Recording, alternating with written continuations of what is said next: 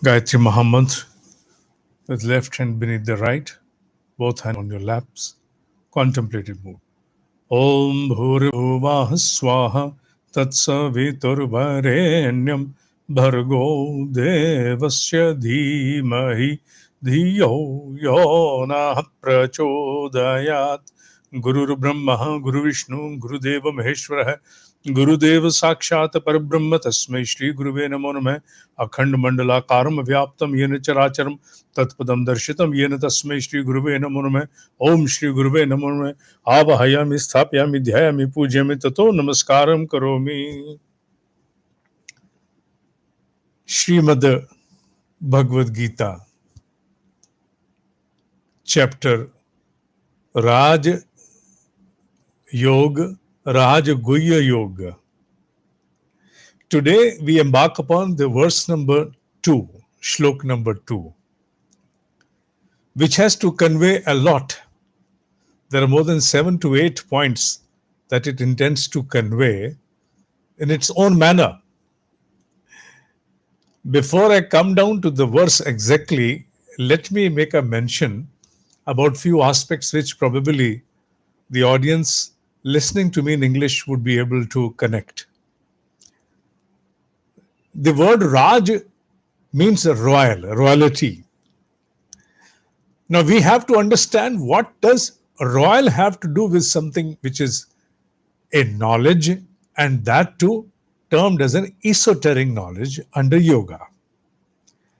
Is there any kind of a classification among the knowledge as well?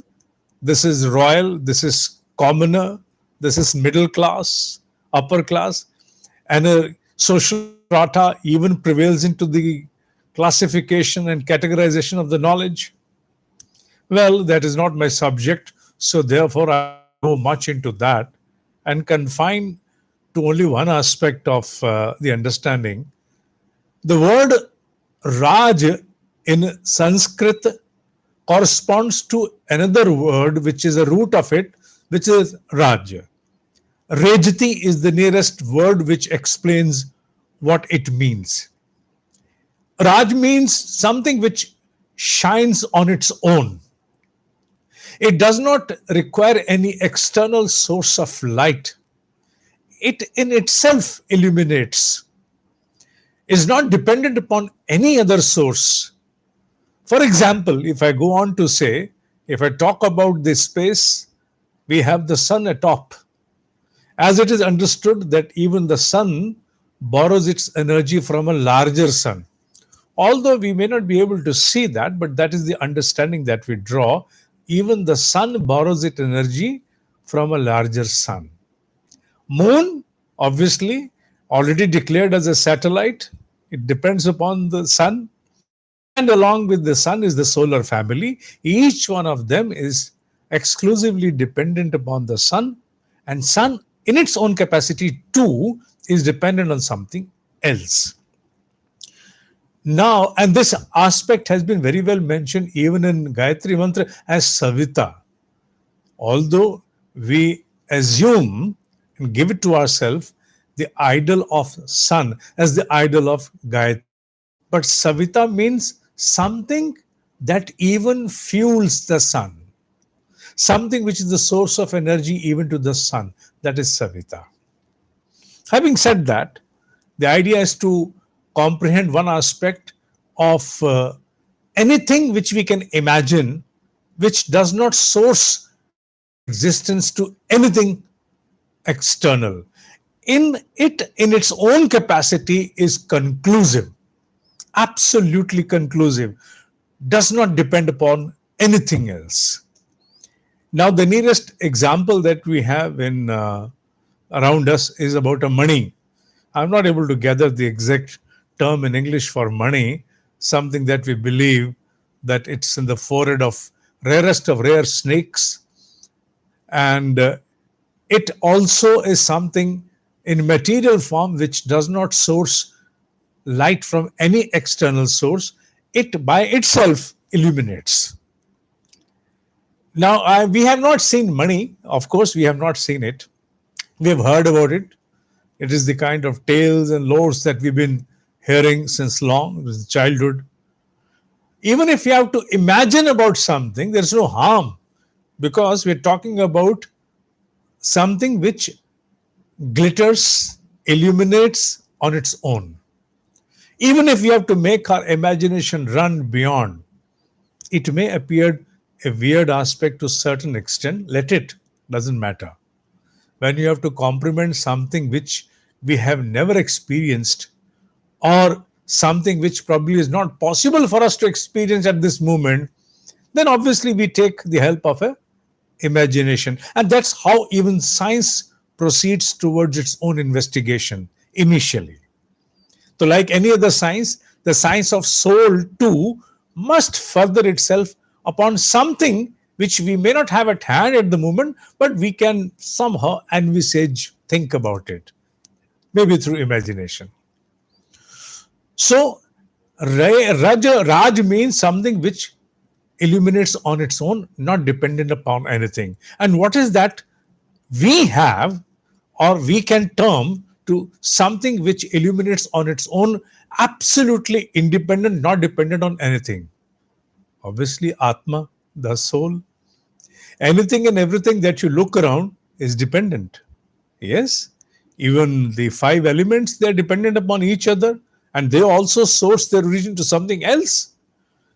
When the elements are even dependent, then comes down your mind, brain, thoughts, desires, your isness, etc.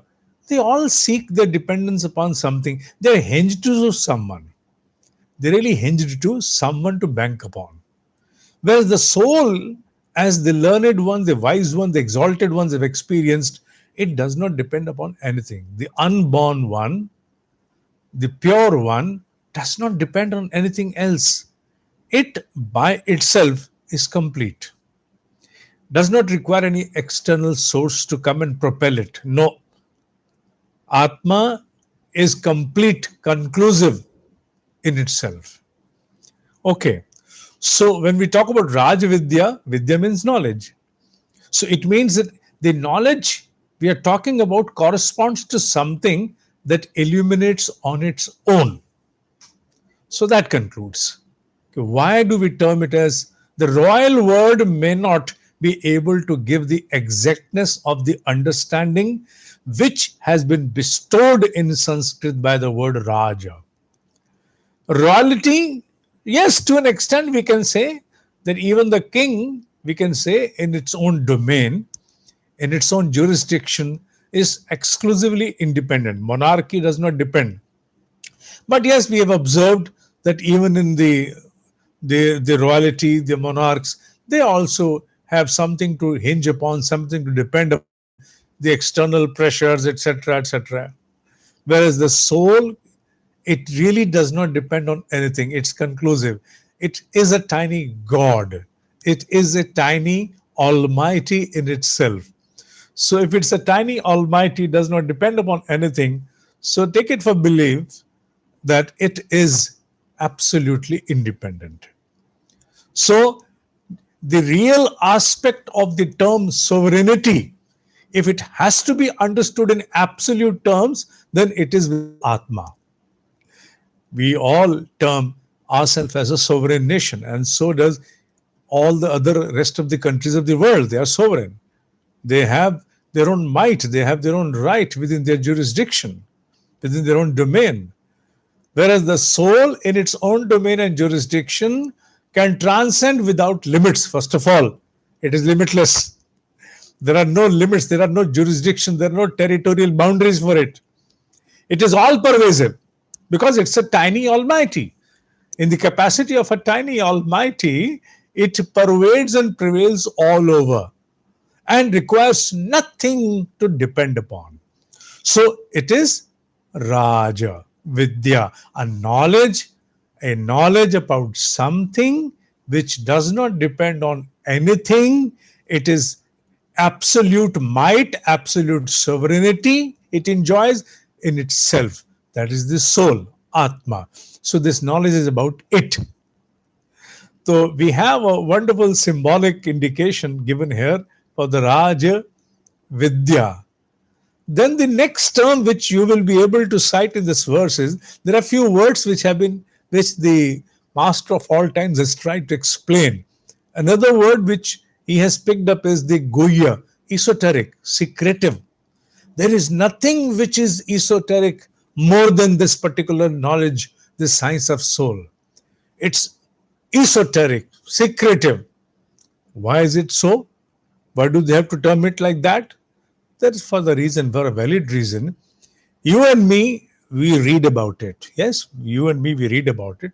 We try to understand through our available potential of the brain, mind. Yes. Yet, even after understanding, do we realize the soul? No, we don't realize. We don't undergo self realization. We are reading, we comprehend, we try to encompass more and more about it, but we have not been able to realize the soul. Self realization is something which is not an occurrence with us so far, despite of the fact that we've been reading about it since last few decades, or maybe 1 year or 2 years, or whatever time may be. So even after reading, even after knowing about it, even after understanding about it, it is not realized. It is that esoteric, it is that secretive to that extent that merely about knowing about it, even if you read and observe voluminous compilation about and scriptures of various streams of knowledge that talk about the soul, shall they all be able to capacitate to self realization? No, not at all. You are feeding your mind, you are feeding your intellect through the sensorial drivers you possess. But self realization is beyond that, because for self realization, you have to first of all relinquish from all those instruments that are generally deployed to gather inputs of knowledge. You use your eyes, your ears, your hands, touch, smell, taste, etc. They all are deployed to gather inputs of information about anything. You deploy your thoughts, you run into an imagination, you recall something from memory, and you term yourself, yes, I read that. I experienced that. Yes, I was trying to understand that. Whereas when it comes to self realization, all these that I've termed right now, a while ago, have to be relinquished. They do not have entry into the domain of the soul. They have nothing to do with that. So that is why it is esoteric. You and me are reading, listening, trying to understand. But when it comes to realize a soul, you and me have to empty our head. Our head has to touch something which we call as nothingness, thoughtlessness, absolutely open, blank. Otherwise, that blissful experience of self realization shall never come to us. We shall never be able to realize. So it is esoteric. You can read yet not realize it merely by reading or understanding about the knowledge. Now I think it's time for us to connect with the verse which is going to appear before you in the slide here. Another word which it talks about is pavitram. What does pavitram means? Purity. What is the meaning of purity? Let us translate the meaning of purity or make this word actionable. Purity is action. What does it mean? Become pure. Obviously means removal of any and every contaminant, any and every holding, any and every shortfall, any and every binding, anything that holds you, anything that binds you. When you absolutely relieve yourself from that, maybe in the form of a thought, imagination, some regression of an past experience, or maybe the binding of the cycle of the nature, maybe the birth and death as a cycle, whatever. Anything that comes to you as a holding, generally termed as a vicious cycle. Yes, anything that comes to hold you from transcending beyond, taking a plunge towards absolute liberation, is a contamination. And purity means anything which is capacitated, potent enough to remove that, whether it is the karmic bondage or whatever, in whatever form, imaginable or unimaginable, or something which we are able to understand right now, or maybe something which we have missed to notice at the moment. But anything that is there to hold us from transcending beyond towards the plunge towards absolute liberation is an holding. And purity here means when the purity dawns, no holding remains. Every contaminant, every holding, each and every binding dissipates, incinerates, it evaporates, it is non existent. That is the meaning of purity here. This is the science of soul, science of a soul which by itself is capacitated, self illuminated. The science of the soul is esoteric, read, understood, yet not realized. And when realized, the same moment, within a flash of a second, everything that holds you disappears. And there is nothing other than it that can be held as the ultimate. It is the only ultimate. Knowledge about it is the ultimate. Realization of it is the ultimate. Anything you talk about it in all respects is ultimate. Uttamam, ultimate. The fourth aspect it says is pratyaksha avagamam. To experience anything, you need an external source. There is something which I probably would relate with point number 1 and point number 4 over here. For a direct revelation, for a direct realization, pratyaksha is direct. Is what? Generally, when we try to gather information or knowledge about anything, there are three aspects which the exalted ones have mentioned as the knower, the knowledge, and whatever you gather as inputs information, whatever is revealed before you. So they call it a gyata, jnana, gyeya. So these three aspects have to be present when you want to gather information about anything, which is not the case with the soul, which is not the case with the self-realization. I don't know soul is the right word to be expressed for Atma or not. Since we do not have any other one to say, we use it in English, but the real aspect is well satisfied with Atma. I'm not using the word Jivatma here, where the soul is yet encased into the cycles of manifestation. That is termed as Jivatma. We're talking about Atma here and not Jivatma. Not encased in any cycle now. Pratyaksha avagamam. You do not require anything else because nothing is going to come from outside. There is no first, second, or third aspect to it. No knowledge, no knower, and nothing which is going to be revealed. It is something which already exists within you. No external source is going to come and unravel in with you. You yourself shall be able to realize it. Atma Bodha. Adiguru Shankaracharya, a couple of days ago, we had this Brahmurat Satsanga from 68 verses, which was a wonderful experience for all of us. And what do we understand? That self-realization, it really comes like we observe it like a rising sun. Before it creeps up before the line of that horizon, there is light. Then gradually the light increases and then appears the sun. It appears as if it was soaked into the earth and now it is coming out. Its projection is now protruding outward, upward, and there it is in ascension. So something like that happens within a being. When the contamination of ignorance is removed from the tiny ultimate within, something unfolds which already existed there. Nothing comes from anywhere. Nothing comes from anywhere. It is already there. Something which was already there, do we have to give it term as revealed? No, realized. Realized is the right word for that. We realized it. It is there. It is there. It always existed there.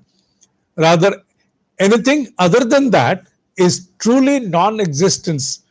It's truly not going to last forever, it's not eternal. It is going to be short lived. Anything other than that, it is the only one which is going to be everlasting, shall never cease to exist.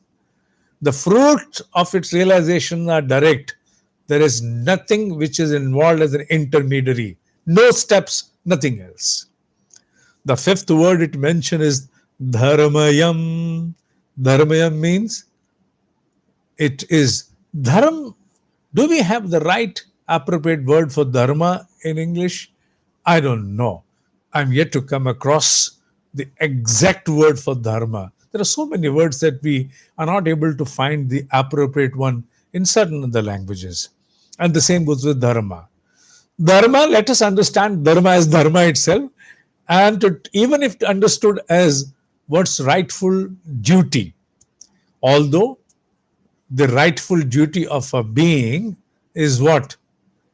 For a being, I'm saying, not as a in the form of only a human, but I'm saying a being who has already undergone countless cycles of evolution, who has manifested in countless forms and manners in the form of various species, and now today it is in the form of a human trying to understand something.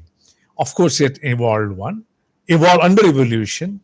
So the purpose of manifestation for any being, in human inclusive, is what?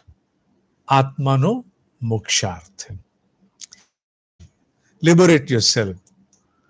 As I always say in my classrooms, why did this all happen to us? There is no one to answer.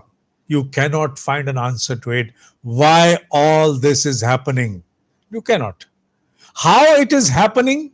This is a matter of investigation, that is science, and certainly can be unraveled. But you cannot ask this question. This the creator itself probably would be able to answer once we hold that capacity to go and question it. Anyway, this is said and done for this particular question, which never has been answered ever by any great exalted one. After all, why all this? Nobody can answer that. So the duty of any being, the expectation of any being, the mandatory obligation for any manifestation of in the form of a being is to liberate, absolute liberation. So the knowledge about soul, the knowledge about this esoteric knowledge about the science of soul, to know it, to practice it is dharma. It is the dharma. The last word is very confusing one now. No, not the last one, sorry. The sixth word, which is susukham, that is confusing. The confusion will be between the second one and the sixth one. The second one says goyam, esoteric, very complex, secretive. And the sixth one is susukham. Probably the digit in your slide has moved slightly leftward. Instead of being on the susukham, the digit 6 has come down to dharmayam. So that's something which probably, while the slide was being converted as a JPEG, could not happen at that moment. Anyway, so susukham means something which is very easy, can be realized very comfortably, without any kind of any disruption, without much of problem, at absolute ease. Well, these words are contradictory. On one hand, it is complex, it is secretive, guhyam. On the other hand, it mentions it comes with great ease. There is no complication involved. Yes, both are right in their own capacity. It is esoteric as well as comes to you with absolute ease. Now, how does it happen? When we talk about esoteric, the examples are already given. By merely knowing about it, understanding about it, reading about it, even voluminous compilation shall never be able to cherish self-realization. Okay, understand. It is esoteric. Guhya. Now comes the aspects of Sukham. How do you say it can come to you with absolute ease? Because there is no other, any other enjoyment associated with it. There's only one question that has to be answered. Only one question. What is that? Who am I? Any other thing? No. This is the only question you have to answer. Answer? Realize. The only question left for you to realize is who am I? Anything else? No. Nothing else. Who am I? Is the only question that you need to resolve by realization. Anything else? No. Because anything else that could create a complexity is not present when the innermost probe is in action. All of you, those of you who probably have been a part of that sadhana of Vijnanamaya Kosh with me, the Gnostic Yoga with me, would probably be able to recall when we start that sadhana of Vijnanamaya Kosh, what do? We go on peeling off our existence. We shun away, first of all, the physical dimension, all these organs, by questioning ourselves, are they me? Are they me? Then you go on proceeding, then you come to your own soft matter. Am I a thought? Am I an imagination? Am I a desire? Am I a recall of some memory? Or am I a name that I'm addressed by? Or am I a face that I am recognized by? And then at the end of it, when everything else has to leave, is dropped, one after another, everything is dropped, then you're left with only blankness, blankness, probing, uncharted uncertainty. And what is that? Who am I? What all I am not has been dropped. Now the furtherance is an absolute pitch dark, something you call nowhere. You're furthering, you're moving ahead into nowhere. It appears to be nowhere, but actually you're proceeding to somewhere. When you go on asking, it's like boring into a mountain to create a cave, a tunnel. You're creating a tunnel. Unless the tunnel opens up, the cavity opens up on the other side, it's going to be nothing.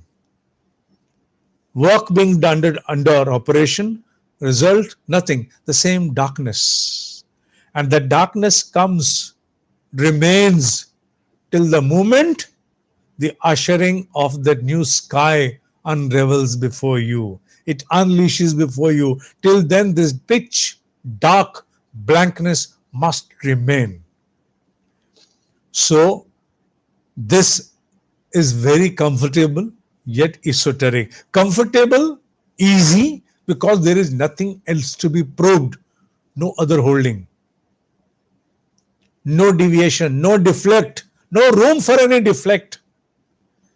Yeah, but to be capacitated with a still mind, with a still body, to go on probing yourself is something which is very arduous. It may take life for you to capacitate, to become eligible to undergo this kind of an inner voyage into uncertainty, where you go on drilling, yet the cavity is not ending, it's not opening up on the other side, and you don't know when it shall. Should it, would it ever happen? The only hope is the exalted ones who have already pierced through, and through their experiences we understand, yes, it does. And that enables us keep going, even during the moments of zero achievement. Nothing coming, yet we go on. because exalted ones have established, they have laid down their benchmark. It happens. Go on. Your pursuit, perseverance must go on. Don't count the minutes, the years spent into it. Keep going your way. Keep asking yourself. Even if you're capacitated enough to, with all stillness, to go on asking yourself, who am I? And you are able to stay with it while retaining your entire composture. Consider yourself to be absolutely blessed one, because the rarest of rare are capacitated, eligible, even to embark upon such a pursuit. The sway, the swing of the mood, distractions are outside. They can deflect you countless times for countless years. And if you have been able to hold yourself tight, you are the eligible one. So that is something you have to understand. Two extremities have to be understood within the same vision, same sight, within the same focus, within the same pan. You have to see both. When you see through the camera, you see the pan of the camera. Between this, my lens is able to cover. So within this lens, you hold on one hand the guhyam, complexity, esoteric, secretive, and the other hand hold within the pan of the camera the absolute ease. Both are right in their part when you talk about the science of soul, when you talk about the self-realization. It's absolute ease through which you can get it, because there is no other enjoyments with it. Yes, yet secretive, because merely knowing about it, reading about it for lives to come shall not be able to unravel before you this. So both the aspects of understanding can withstand by the mentioning I gave you right now. Kartum, susukham kartum avyayam, everlasting. Everlasting. Any impact, anything that we experience in our life has an age, has a limitation. You cherish something today, it is conditioned.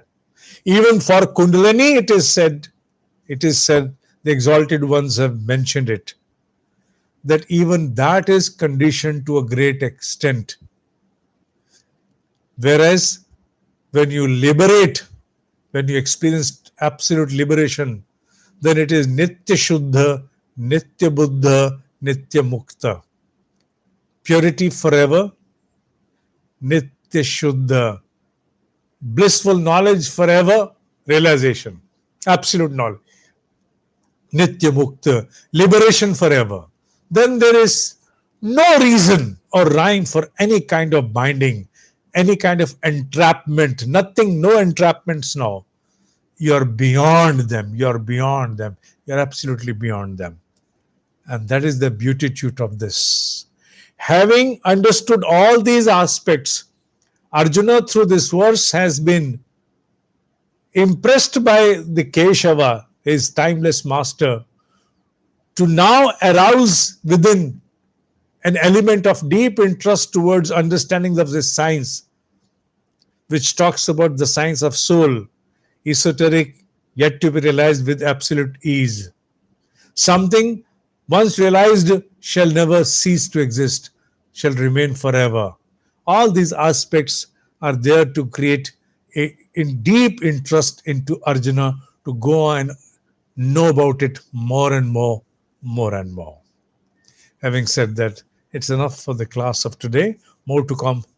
The class is held live on second and last Sunday of each month at 9 a.m.